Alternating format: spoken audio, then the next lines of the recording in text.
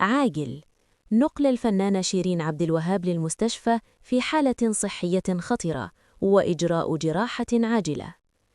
الخبر ده نزل كالصاعقة على جمهور النجمة شيرين عبد الوهاب بعد ما تم نقلها بشكل مفاجئ لأحد المستشفيات مساء أمس عقب تعرضها لأزمة صحية مفاجئة بعد الإفطار. شيرين يا جماعة كانت صايمة، وفجأة بعد ما فطرت الدنيا اتشقلبت والوجع ما كانش يترحم، لدرجة إن المقربين منها ما كانوش عارفين يتصرفوا إزاي وجريوا بيها على المستشفى والكل كان فرحان برجوعها لجمهورها بعد غيبة. لكن العين صابتها والحزن رجع يرفرف تاني على أخبارها.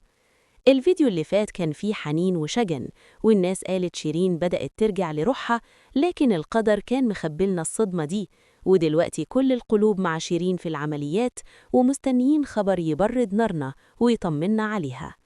تفتكروا شيرين هتقدر تقوم من الأزمة دي وترجع أقوى من الأول وتكسر الدنيا بصوتها، ولا التعب والظروف دي هتهد حيلها الفترة الجاية؟